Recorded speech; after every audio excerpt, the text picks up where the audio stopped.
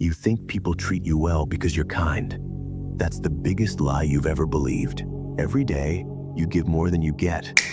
You smile when you're hurt. You say, "I'm fine," when you're breaking. And still, you're overlooked, used, or ignored. Why? Because being nice doesn't earn respect. It invites manipulation.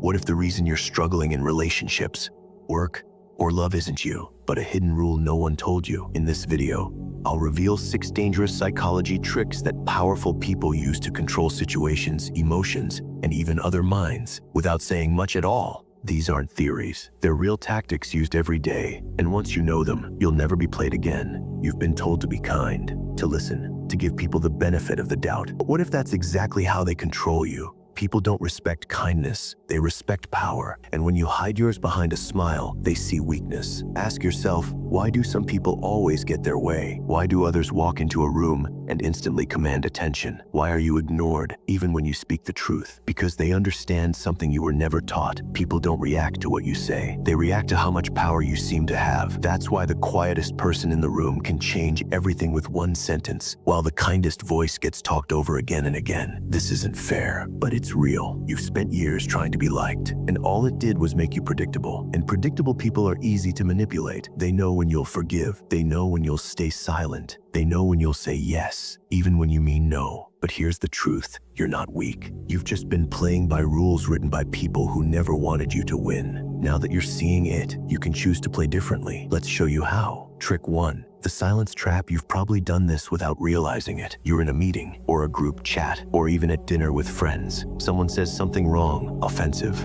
manipulative, and you say nothing. Why? Because speaking up feels risky. Because silence seems safer. But here's what they never told you: silence isn't peace, it's permission. When you stay quiet, people assume you agree, or worse, they think you don't care. Let's look at a real situation. A team leader makes a decision that clearly favors one person over everyone else. You see it, others see it too, but no one says anything. What happens next? The same thing always does. That person gets more power, more trust, more opportunities. And you fade into the background. Psychologically, this is called pluralistic ignorance. When everyone thinks someone else will speak up, so nobody does. But here's how to flip it: speak first. Not loud, not angry, just clear. Say what needs to be said before others even have time to hesitate. Because once you break the silence, you become the center of attention, not just for speaking, but for having the courage no one else did. Do this once, and people start listening when you talk. Do this consistently, and they start waiting to hear what you think. But wait till you see how the next one flips your power dynamic completely. Trick 2.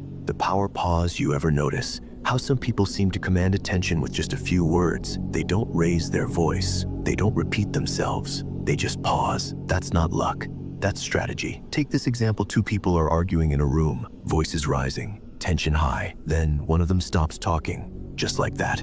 No interruption, no yelling, just silence. What happens? Everyone turns to look at them. Why? Because the brain hates uncertainty. When someone breaks the rhythm of a conversation, especially during conflict, your mind wants answers. This is known as the interruption principle. When you disrupt the expected pattern, people pay attention. You can use this in everyday life. When someone interrupts you, stop.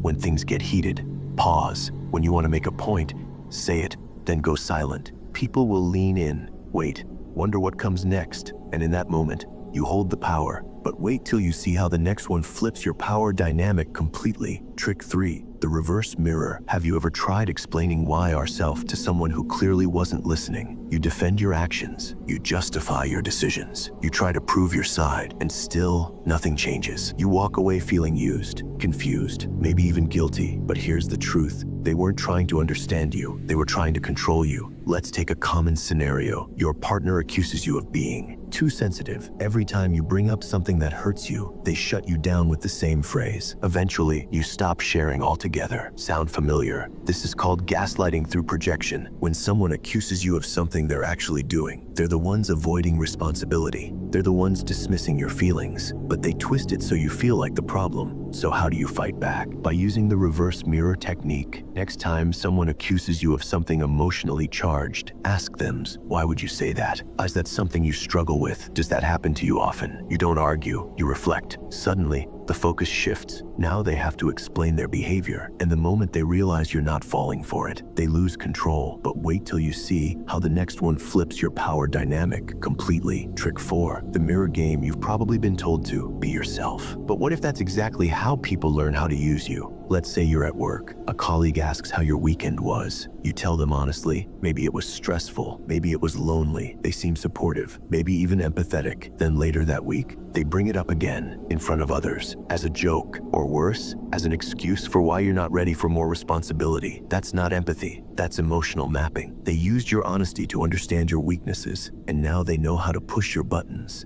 Here's how to flip the script. Play the mirror game. When someone asks you something personal, ask them the same thing. How was your weekend? How was yours? Why did you react like that? Why do you think I reacted like that? This isn't about being rude. It's about equalizing the conversation. People don't respect those who give too much without getting anything back. So stop giving until you see what they're willing to share. The moment you reflect their behavior back at them, they realize you're not an open book. You're a locked door, and they'll have to earn access. But wait till you see how the next one flips your power dynamic completely. Trick 5, the power of the pause and push. You ever walk into a room and feel like no one hears you, like you speak, but your words just vanish? You're not invisible. You're just not using your voice correctly. Let's take a real-life example. A team leader calls a meeting. Everyone talks over each other. You finally get a chance to speak. You rush through your point, trying to make it quick so no one interrupts. But once you finish, silence, no reaction. Because you didn't command attention. Now imagine this instead. You wait for a natural break in the conversation. Take a breath, say your point clearly, then stay silent, not awkwardly. Just long enough for the weight of your words to settle. What happens? Everyone notices. Because silence after speaking creates space for impact. This is called the pause and push method.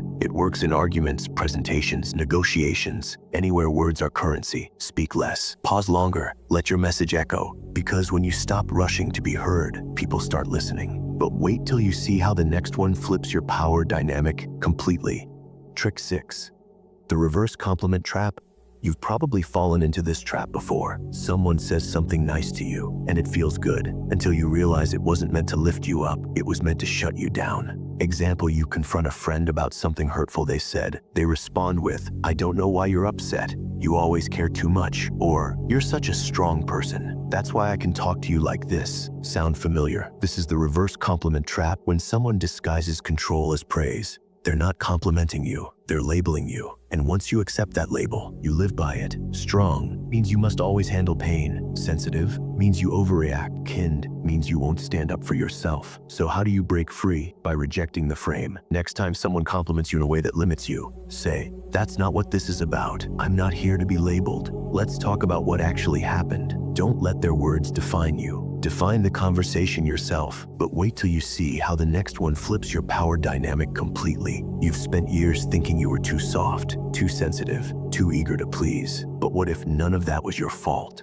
What if the real problem wasn't you at all, but the rules you were taught to follow? They told you to be kind, to stay quiet when things got uncomfortable, to smile even when you were hurting, and in return, you were ignored, used, taken for granted. But now you know the truth. You weren't weak. You were just unarmed. You were walking into battles with no strategy, no defense, and no understanding of how power really works. Now you do, and that changes everything. Because every trick we covered, the silence trap, the reverse mirror, the pause and push, these aren't just tools, they're weapons. Weapons that let you take back control without raising your voice or losing your integrity. You don't have to change who you are. You just have to stop playing their game. You were never the problem. You were just following the rules they wrote to keep you weak. You now know what most people never figure out in a lifetime. You're not weak. You were just playing by their rules. And now, you can choose to play differently, because knowledge isn't just power, it's protection. Use these tricks to guard your mind, to spot manipulation before it lands, to speak with control, not just volume. This isn't about becoming cold or calculating. It's about becoming unbreakable. If this changed how you see the world, then you already know what to do next. Don't hit like and move on. Subscribe, not because I told you to, but because you just saw the truth and you're not going back.